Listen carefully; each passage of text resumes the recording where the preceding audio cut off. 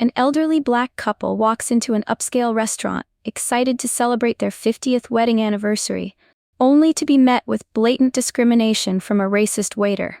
But when the manager steps in, what happens next shocks everyone in the room.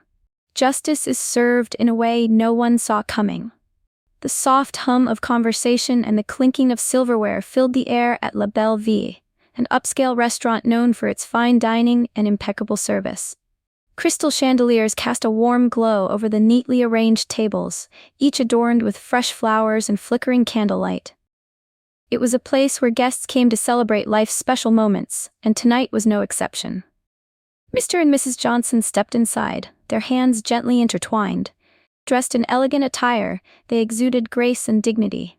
Mrs. Johnson wore a navy blue dress with delicate pearl earrings, her silver hair neatly styled.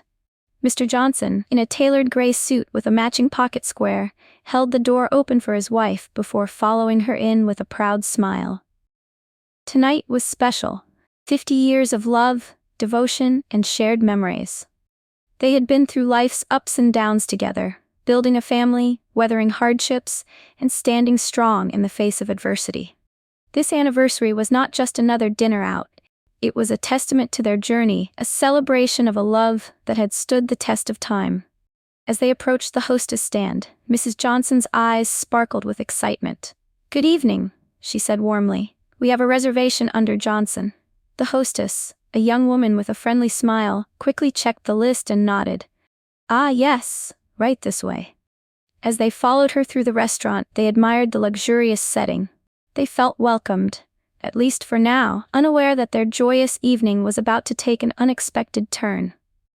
Mr. and Mrs. Johnson settled into their seats, holding hands across the table as they admired the beautifully set dining area. The soft glow of candlelight reflected in their warm smiles. This was supposed to be a perfect evening. Across the room, a young waiter named Kyle caught sight of them. His expression hardened, and he frowned. Instead of approaching their table, he turned away, picking up menus and heading toward a nearby group of customers. As he moved between tables, taking orders and chatting politely with other diners, he purposefully ignored the elderly couple. Mrs. Johnson waited patiently at first, assuming he was simply busy. But as minutes passed and Kyle continued to serve everyone around them, she exchanged a concerned glance with her husband. Finally, she raised her hand gently. "Excuse me, young man," she said with a kind smile. Kyle stopped in his tracks and sighed, rolling his eyes as he approached. "Yeah?" he said, his tone sharp and uninterested. "We haven't been served yet," Mrs. Johnson said politely. "Would you mind bringing us some water and menus?" Kyle scoffed. "We're, short-staffed tonight," he muttered. "Might take a while." Before they could respond, he turned on his heel and walked away. The Johnsons exchanged another glance, the warmth in their eyes dimming. A few nearby diners noticed what had happened. Some shifted uncomfortably in their seats. A couple at the next table whispered to each other, their expressions uneasy. But no one spoke up.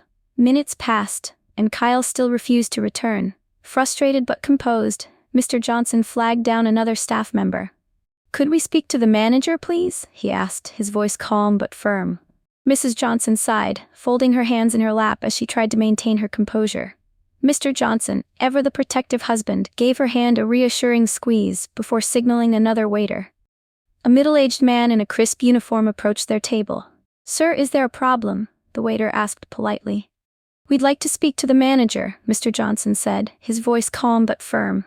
The waiter nodded and disappeared into the kitchen. A moment later, a tall man in a navy blue suit appeared. His name tag read, "Mr. Collins, manager." He walked over with a professional smile. "Good evening, I'm Mr. Collins. I understand you requested to speak with me. How can I help?" Johnson inhaled deeply. "We've been sitting here for quite some time while the waiter, Kyle, serves every other table around us. When I called him over, he was dismissive, and we still don't have so much as a menu or water." Mr. Collins' expression hardened. He turned toward Kyle, who was lingering near the bar, arms crossed. "Kyle," he called out sharply, "come here."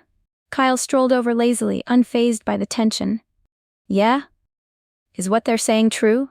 Mr. Collins asked, his voice measured. Kyle shrugged. "I don't serve people like them." The restaurant fell into stunned silence. Forks clinked against plates as nearby diners turned to stare. Some gasped softly. Others looked away, pretending not to have heard. Mr. Collins' face darkened. His jaw tightened as he inhaled sharply. He knew what had to be done. The air in the restaurant grew heavy with tension. A few guests murmured in disbelief while others stared in shock. Mr. Collins took a deep breath, his hands tightening into fists at his sides. Then, in a firm and unwavering voice, he spoke. "Kyle, you're fired. Effective immediately." Kyle blinked, caught off guard. "Wait, what?" He scoffed, his arrogance faltering. "You heard me," Mr. Collins said sharply. "We don't tolerate discrimination in this establishment. Get your things and leave, now." Kyle opened his mouth as if to argue, but the stern look in Mr. Collins' eyes told him it was pointless. With a frustrated huff, he yanked off his apron, tossed it onto a nearby chair, and stormed out of the restaurant. Mr. Collins turned back to Mr. and Mrs. Johnson, his expression filled with sincere regret. "Mr. and Mrs. Johnson, I cannot apologize enough for what just happened. That behavior is unacceptable, and I assure you it does not reflect our values. Please allow me to personally take care of you this evening." Mrs. Johnson, still shaken, nodded quietly. Mr. Johnson placed a comforting hand on her shoulder before looking at the manager. "We appreciate that, Mr. Collins," he said, his voice steady. Determined to make things right, Mr. Collins personally took their order, ensuring they received the finest dishes the restaurant had to offer. He hand-selected a bottle of wine to pair with their meal, checked on them frequently, and made sure they were treated with the utmost respect. At the end of the evening, he approached their table once more. "Tonight's meal is on us," he said kindly. "It's the least we can do." For the first time that evening, Mrs. Johnson smiled. As Mr. and Mrs. Johnson enjoyed their meal, the tension from earlier slowly faded. The warmth of the restaurant, the kindness of Mr. Collins, and the delicious food helped restore their spirits. Just as they were finishing their dessert, the front doors swung open, and a familiar figure stepped inside. James Whitmore, the restaurant's owner, had stopped by for an unannounced visit. Dressed in a sharp suit, he glanced around with a proud smile before his eyes landed on the Johnsons. His expression lit up with recognition. "Well, I'll be," he exclaimed, striding toward their table. "Mr. and Mrs. Johnson, it's been too long." Mrs. Johnson beamed. "James, we didn't know you'd be here tonight." "I just popped in to check on things," he said warmly before noticing the lingering unease in their eyes. His smile faded. "Is everything all right?" Mr. Collins, standing nearby, cleared his throat. "Mr. Whitmore, I regret to inform you that one of our former employees treated Mr. and Mrs. Johnson with complete disrespect. He refused to serve them, and I fired him immediately." The owner's face darkened. "Who was it?" "A waiter named Kyle," Mr. Collins said. James Whitmore's jaw clenched. "Not in my restaurant, not to my friends." He turned to Mr. Collins, his expression softening. "You did the right thing, and I appreciate how you handled this." Word of Kyle's actions spread quickly. Other restaurant owners in the area, disgusted by his behavior, made sure he wouldn't find work in the industry again. Meanwhile, the Johnsons left the restaurant feeling valued, knowing justice had been served. As the evening came to an end, Mr. and Mrs. Johnson stood at the entrance of La Belle Vie, their hearts lighter than before. What had begun as a painful experience had turned into an unexpected reminder that there were still good people in the world. People who stood up for what was right. Mr. Collins and James Whitmore personally walked them to the door, thanking them once again for their patronage and assuring them that they would always be welcome. "We hope to see you again soon," Mr. Collins said with a warm smile.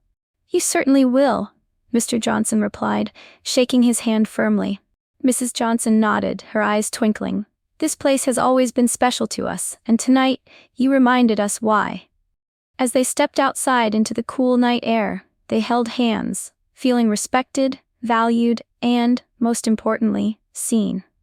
Inside the restaurant, word had spread quickly about what had happened. Many diners expressed their admiration for how the situation had been handled, praising the management for their swift action. Some even left generous tips and positive reviews, commending La Belle Vie for standing against discrimination. Meanwhile, Kyle sat alone in his small apartment, scrolling through job listings with frustration. News of his actions had spread beyond just one restaurant. Other establishments had already heard about what he had done and refused to hire him. He had never imagined that a single moment of prejudice could cost him everything. With a heavy sigh, he realized too late the true cost of his racism. And unlike the Johnsons, who had left the restaurant with smiles, Kyle was left with nothing but regret.